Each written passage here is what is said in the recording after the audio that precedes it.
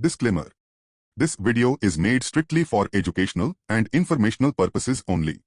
I am not a SEBI registered investment advisor or research analyst. The views, strategies, and examples discussed in this video are based on my personal experience and are meant to explain market concepts only. Nothing in this video should be considered as investment advice, stock recommendations, or a call to buy-sell any securities. Stock market investments are subject to market risks. Past performance is not indicative of future results. Viewers are advised to do their own research or consult a SEBI registered financial advisor before making any investment or trading decisions. I shall not be responsible for any financial loss or gains arising from actions taken based on this video. Hello everyone, safe trading and investing में आपका स्वागत है। तो आज है 5 जनवरी 2026। आज हम बात करेंगे कि आज कौन से ट्रेड्स अवेलेबल थे और हम उनमें कैसे इनिशिएट कर सकते थे, कैसे एंट्री ले सकते थे और टेक्निकल के हिसाब से कैसे उनसे एग्जिट कर सकते थे। तो मेरा वीडियोस के थ्रू ये मोटिव रहता है आपको इसके बारे में इंस्पायर करना कि आप किसी से टिप्स लेकर किसी यूट्यूब चैनल हो या टेलीग्राम हो किसी के ऊपर डिपेंडेंट रह के अपने ट्रेड्स ना लें, खुद से काबिल बने। जो भी आपकी स्ट्रैटेजी है, कोई भी स्ट्रैटेजी आपने कहीं से भी सीखी हो, डजेंट मैटर, आप उसको फुल डिसिप्लिन के साथ अपनाएं और उसके साथ कंटिन्यू करते हैं तो आप सक्सेस जरूर हासिल करेंगे। अम, क्या होता है आजकल मैं देखता हूँ हर प्लेटफॉर्म पे लोग आके ये क्वेश्चन करते हैं कि मैंने इस पे एंट्री ली है, क्या ये सही रहेगा? तो इसका मतलब ये है कि उन्होंने जहाँ पे एंट्री लिया है या जो भी ट्रेड इनिशिएट किया है वो खुद उसका लॉजिक से 100% वाकिफ नहीं है, जिसके वजह से उनके मन में बहुत सारे डाउट होते रहते हैं। तो इसी नोट पे चालू करते हैं हम आज का वीडियो। आज हम बात करेंगे कि आज कौन से ट्रेड्स अवेलेबल थे हमारे पास। सबसे पहले चालू करते हैं हॉल्स वाले सेक्शन से। आज है 5 जनवरी, 5 जनवरी 9:15। 5 जनवरी 9:15 पे हमारे पास कौन से स्टॉक्स अवेलेबल? 3 स्टॉक्स अवेलेबल है। हम सिर्फ उन्हीं स्टॉक्स में ट्रेड्स लेते हैं जिनमें हमें पता है कि अच्छी खासी वॉल्यूम है, निफ्टी 50 में आते हैं और उनमें काफी ट्रेडिंग एक्टिविटी रहती है दिन में, जिससे कि आपको अच्छी खासी मूवमेंट मिलती है। तो सबसे पहले एशियन पेंट्स, ये आई है आज 9:15 पे। तो चेक करते हैं एशियन पेंट्स। एशियन पेंट्स 9:15 पे हमारे पास कंफर्मेशन कैंडल नहीं है। हम कोई भी ट्रेड इनिशिएट करने से पहले 5 चीजों का ध्यान रखेंगे। नंबर 1, क्या हमारे पास कंफर्मेशन कैंडल है? Number 2, multi time frame analysis, क्या वो मल्टी टाइम फ्रेम एनालिसिस में हमको एंट्री के लिए जगह दे रही है? Number 3, static and dynamic support resistance, ये कोई भी लाइंस हो सकती हैं जैसे कि ब्रेक ऑफ स्ट्रक्चर लाइंस या point of interest lines, supply line, demand line, हम या फिर मूविंग एवरेजेस, ये सारे मिलके पिवट्स, ये सारे मिलके आपको static and dynamic resistances provide करेंगे। फिर number 4, strength, and finally number 5, trap. ये सारे चीजें हम पहले चार्ट रीडिंग करेंगे, उसके बाद ही हम सोचेंगे कि इस पे एंट्री लेनी है कि नहीं लेनी है। कभी भी हमें हड़बड़ी में एंट्री नहीं करनी चाहिए। हम बड़े टाइम फ्रेम पे ट्रेड कर रहे हैं, 1 आवर के टाइम फ्रेम पे, तो हमारे पास अच्छा खासा टाइम है एंट्री लेने का। और सेम हम अच्छे खासे टाइम तक वेट भी कर सकते हैं, कोई हमको हड़बड़ी नहीं है। 1 घंटे के नीचे अगर आप ट्रेड कर रहे हैं तो मे बी ऐसा केस भी हो सकता है कि मे बी आप जॉब नहीं कर रहे हैं, मे बी आपके पास सफिशिएंट टाइम है, आप बैठे रह सकते हैं स्क्रीन पर पूरा टाइम। तो तब आप उधर जा सकते हैं। पर मेरे हिसाब से 1 घंटे के नीचे तो ट्रेड में नहीं जाना चाहिए, क्योंकि ऑलरेडी 1 आवर भी नॉइजी है, उसके नीचे जाएंगे तो चार्ट में बहुत नॉइज होता है, क्लैरिटी नहीं आती है। तो इसके हिसाब से हायर टाइम फ्रेम पे जितना आप ट्रेड करेंगे उतना आपके लिए सेफ रहेगा। तो हम देखते हैं कि कॉन्फर्मेशन कैंडल 10-15 पे हमारे पास आती है, फिर हम मल्टी टाइम फ्रेम एनालिसिस करते हैं। मल्टी टाइम फ्रेम एनालिसिस के हिसाब से हमारे पास ये एंट्री दी है, ये अपने रेजिस्टेंस से रिटर्न आ रही है, ये अपने सपोर्ट से रिटर्न आ रही है, प्लस यहाँ पे भी हम देखते हैं मल्टी टाइम फ्रेम पे 5 जनवरी, 5 जनवरी में यहाँ पे भी हमको एंट्री कंफर्म होती है। तो हमारा जो एंट्री है हम 1 आवर पे डिसाइड करेंगे और फिर मल्टी टाइम फ्रेम एनालिसिस के हिसाब से उसको कंफर्म करेंगे। तो यहाँ पे हम देखेंगे 10-15। तो ये 5 चीजें हम चेक करने के बाद फिर हम स्ट्रेंथ भी चेक करेंगे, और यहाँ पे हम देख रहे हैं कि स्ट्रेंथ भी इसके पास है। तो ये सारी चीजें हमने चेक करने के बाद नेक्स्ट स्टेप होता है राइट स्ट्राइक प्राइस ढूंढना। फिर हम जो राइट स्ट्राइक प्राइस ढूंढेंगे उसमें एंट्री इनिशिएट करेंगे 10-15। तो 10-15 से ये 64 से लेके 73 तक इसने मूवमेंट दिया है। वो कितना परसेंट का होता है 64 से 73, यहाँ पे चेक करेंगे 9 डिवाइडेड बाय 64, लगभग 14% का मूव है। और ये सिर्फ आपको कितने टाइम में आपको ये मिलती है 10-15 से लेके 12-15 तक, सिर्फ 2 घंटे में। तो ये होती है यहाँ पे कितनी परसेंट की मूव है सेम चेक करेंगे। यहाँ पे जो मूव है वो है 0.7% की, और उसने अपने ऑप्शंस में मूव दिया है 14% की। तो ये रहा पहला ट्रेड आज का।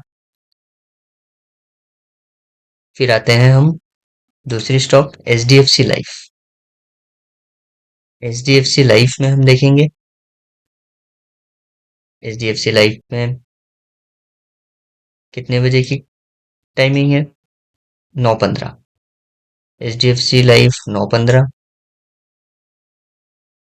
9:15 पे कंफर्मेशन कैंडल नहीं है, 10:15 पे कंफर्मेशन कैंडल है, लेकिन यहाँ पे इसका सप्लाई लाइन बैठा हुआ है, तो इसका रेजिस्टेंस जो है काफी नजदीक है, 1 या 2 पॉइंट के ऊपर। तो यहाँ पे हम ट्रेड इनिशिएट नहीं करेंगे। जैसे कि हमने पहले डिस्कस किया कि 5 चीजें हमारे पास होनी चाहिए ट्रेड इनिशिएट करने के लिए: confirmation candle, multi time frame analysis, static and dynamic support and resistance, number 4 strength, and finally trap. ये सारे चीजें हम कंसीडर करके फिर अपना ट्रेड इनिशिएट करेंगे। तो यहाँ पे हमारा ट्रेड नहीं बनता है। नेक्स्ट नेक्स्ट आते हैं 10-15 प्रेस्टीज। ये ये स्टॉक्स में हम ट्रेड नहीं लेंगे, हम सिर्फ निफ्टी के टॉप 20-30 स्टॉक्स में ट्रेड इनिशिएट करेंगे जहां पे हमारे पास वॉल्यूम अच्छे हो। अदानी पोर्ट्स ऑल्दो ये टॉप 20-30 में आती नहीं है, पर इसमें वॉल्यूम काफी अच्छी रहती है, तो अदानी के कोई भी स्टॉक्स में भी आप ट्रेड ले सकते हैं। Adani ports, Adani ports 10-15, Adani ports 10-15 पे कंफर्मेशन कैंडल नहीं है। अदानी पोर्ट्स का टाइमिंग क्या है 12-15, तो 12-15 पे हम चेक करेंगे, 12-15 कंफर्मेशन कैंडल नहीं है। 13-15, 1 बजे, 1:15, 2:15, 3:15, अभी तक हमारे पास कंफर्मेशन कैंडल नहीं है, लेकिन इस पे अच्छी खासी अपॉर्चुनिटी है। इसमें ऐसा हो सकता है कि कल अच्छी मूवमेंट आए, इसमें अच्छा खासा लेग रूम है, पर हमें हमें इसकी मल्टी टाइम फ्रेम एनालिसिस भी करनी पड़ेगी। मल्टी टाइम फ्रेम एनालिसिस के हिसाब से ये अगर अपनी डायनेमिक रेजिस्टेंस से ऊपर कल उठती है तो ये अच्छी खासी मूव देके जा सकती है। अदानी पोर्ट्स ये कल के लिए आप नोट कर सकते हैं और कल चेक भी कर सकते हैं। ऐसे आप ऑब्जर्व कर सकते हैं। कोई भी स्ट्रैटेजी जब आप सीखें, नया जब कहीं से भी आप सीख रहे हैं, फर्क नहीं पड़ता, तो उसको लेके आपको बैक टेस्ट के साथ साथ फॉरवर्ड टेस्टिंग भी करनी चाहिए। खाली बैक टेस्ट करके ही आपको ट्रेड में नहीं घुस जानी चाहिए, क्योंकि बैक टेस्ट करते वक्त आपके पास काफी बायसेस आते हैं। लेकिन जब आप फॉरवर्ड टेस्ट करते हैं तो आपकी कोई बायस नहीं रहती है, क्योंकि बैक टेस्टिंग करते वक्त ऑलरेडी चार्ट फॉर्मेशन हो चुकी है, तो आपकी थिंकिंग में बायसनेस आ सकती है। लेकिन फॉरवर्ड टेस्टिंग आप कैसे करेंगे?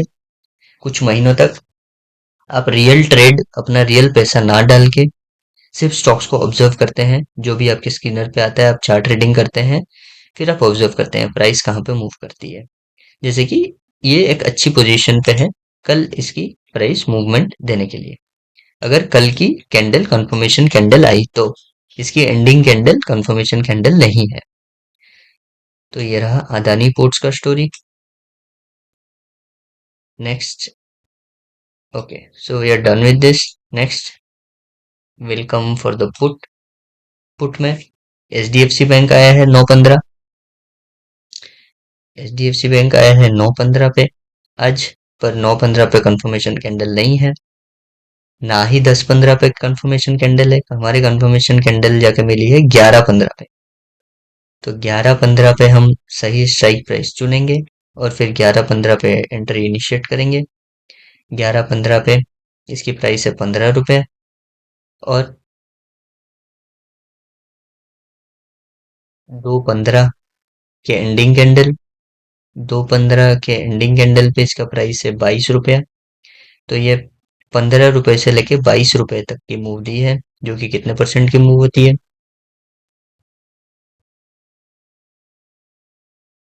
46% की मूव। सो 46% की move as compare to a move of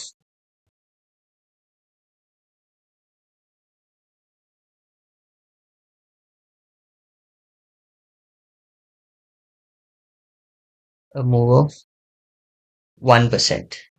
1% के मूव के अगेंस्ट स्पॉट में, ऑप्शन में इसकी मूवमेंट कितनी है? 46%। तो ये होती है अपॉर्चुनिटी। अपॉर्चुनिटी अगर आप सही टाइम पे ढूंढ के सही स्ट्राइक प्राइस पे एंट्री करते हैं तो आपके पास काफी अच्छी अपॉर्चुनिटी बन सकती है। नेक्स्ट हम स्किप करेंगे नौकरी ऐसे स्टॉक्स को। फिर आते हैं हम आईआरसीटीसी। आईआरसीटीसी 11:15 चेक करेंगे। 11:15 पे, 11:15 पे हमारे पास कंफर्मेशन कैंडल नहीं है। कंफर्मेशन कैंडल हमारे पास बनती है 12:15 पे। फिर 12:15 पे हम सही स्ट्राइक प्राइस चुनेंगे। 12:15, 12:15 पे 13 रुपए से लेके 17 रुपए, ये कितने परसेंट की मूव है? 4/13, 30% की मूव है। तो जहां पे भी आप एंट्री लेते हैं, आप इन 5 चीजों का ध्यान रख के आप एंट्री लेंगे। Confirmation candle, multi time frame analysis, static and dynamic support resistance, strength और ट्रैप। ये सारी चीजें आप ध्यान रख के एंट्री लेंगे तो आपकी गलत होने की चांसेस बहुत कम है। ऐसा तो एग्जिस्ट ही नहीं करता स्टॉक मार्केट में, 100%, 100% कुछ भी एग्जिस्ट नहीं करता, पर आपके चांसेस काफी इंप्रूव हो सकते हैं। और सबसे बड़ी बात है, कम से कम आप ऑपोजिट डायरेक्शन की मूव तो नहीं पकड़ेंगे। इस बात की तो आपके पास गारंटी होनी चाहिए। हो सके आपको 1 या 2 पॉइंट मिले, मे बी आपको 5% की मूव मिले, आप बड़ी मूव ना कैच कर सके, मैं हो सके आप जल्दी एग्जिट कर लें 2-4% का मूव लेके। पर ये तो असंभव ही है कि आप ऑपोजिट डायरेक्शन का मूव पकड़ लें, कि आप जिस डायरेक्शन का मूव लिए हो स्टॉक ऑपोजिट डायरेक्शन में मूव कर जाए। ये तो लगभग ना के बराबर है, अगर आप सारे स्टेप्स सही से फॉलो करें तो।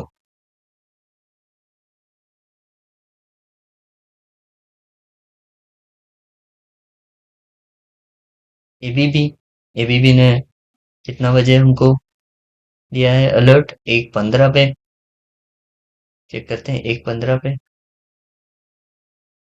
1:15 पे हमारे पास कंफर्मेशन कैंडल नहीं है, ना ही उसके बाद हमारे पास कंफर्मेशन कैंडल है, तो इसमें हमारी एंट्री नहीं बनती है। तो ये रही आपकी आज की ऑप्शंस के ट्रेड्स। और भी ऐसे काफी और भी ऑप्शंस के ट्रेड्स अवेलेबल हैं। जैसे आज निफ्टी ने बहुत अच्छी ट्रेड दिया। निफ्टी की ट्रेड अगर आप चेक करेंगे आज,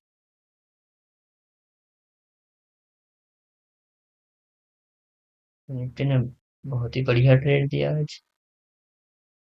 यहाँ पे अच्छी खासी एंट्री बन रही थी आपकी। आप ये पूरी की पूरी कैंडल कैच कर सकते थे 26,314 से 26,231, लगभग 110 पॉइंट की मूव स्पॉट पे आप कैच कर सकते थे आराम से। इसका सही स्ट्राइक प्राइस चुने और फिर एंट्री लें।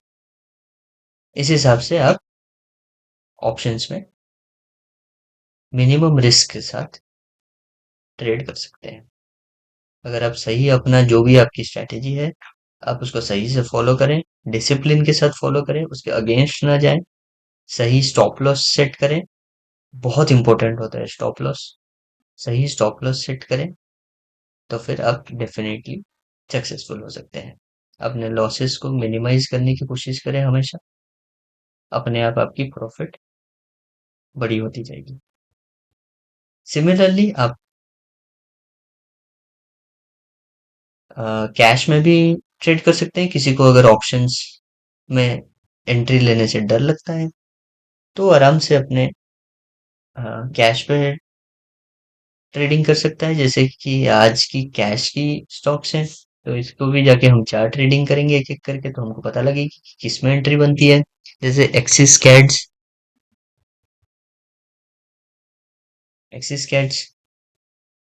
एक्सिस कैड्स में देखेंगे तो यहाँ पे एंट्री तो बन रही है, लेकिन हमारी जो सप्लाई जोन है वो काफी नजदीक है।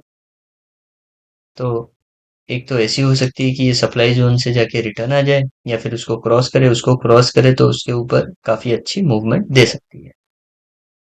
तो इसमें हमको पेशेंस रखनी पड़ेगी। हम देख सकते हैं मल्टी टाइम फ्रेम एनालिसिस पे भी इसकी अच्छी खासी स्ट्रेंथ है। कंफर्मेशन कैंडल आनी बाकी है मल्टी टाइम फ्रेम पे। पर सबसे बड़ी बात है कि हमारी एंट्री पे ही बहुत ही नजदीक में हमारा रेजिस्टेंस खड़ा हुआ है, तो इस बात का हम ध्यान रखेंगे। सिमिलरली हम चेक करेंगे बाकी के स्टॉक्स एक एक करके, जिससे हमको पता लगेगा कि इसमें एंट्री बन रही है कि नहीं बन रही है। इस पे अभी तक हमारी एंट्री नहीं बन रही है। इस पे हमारी सप्लाई लाइंस और डायनेमिक रेजिस्टेंसेस बहुत ही नजदीक हैं, तो इसमें हमको वेट करनी पड़ेगी। नेक्स्ट है रैमको इंडस्ट्रीज। चेक करते हैं रैमको इंडस्ट्रीज।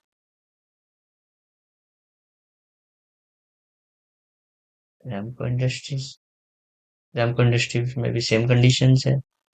ना ही हमको कंफर्मेशन कैंडल मिली है, और हमारे जो dynamic support and dynamic resistance जो है वो अभी बहुत ही नजदीक है। नेक्स्ट हम चेक करेंगे Wonder Electricals Wonder Electricals check करेंगे तो इसमें देखते हैं कि इसमें एंट्री अभी तक बनी नहीं है, पर इसमें हमारी जो डायनेमिक रेजिस्टेंस पे जो लाइंस हैं वो काफी दूर हैं। इसमें अच्छी खासी लेग रूम है, और मल्टी टाइम फ्रेम के हिसाब से भी इसमें कंफर्मेशन कैंडल आना बाकी है। तो इसमें थोड़ा पेशेंस रख के वेट करेंगे, ट्रैक करेंगे ऐसे स्टॉक्स को। जब भी ये एंट्री देती है इसमें फटाक से एंट्री ले लेंगे। तो ऐसे करके आप अगर ऑप्शंस में ट्रेड नहीं करना चाहते हैं, मे बी आपको ये ज्यादा रिस्की लगती है, तो आप कैश में भी ट्रेड करके अच्छा खासा पैसा बना सकते हैं बहुत ही सेफ तरीके से। मेरे हिसाब से ये बहुत ही अच्छा तरीका है कि आप 8-10 स्टॉक्स का एक सेट ढूंढें, और फिर उनमें अपना जो टोटल अमाउंट है उसको डिवाइड करके उसमें इन्वेस्ट करें। तो over a period of time ये आपको बहुत ही अच्छी रिटर्न देके जाएगी। ये हो गई कैश की बातें। ऑप्शंस की बात आज हमने कर ली। फिर मिलते हैं अगले वीडियो में। हम बाकी स्टॉक्स के एनालिसिस करेंगे, लॉजिक सीखेंगे।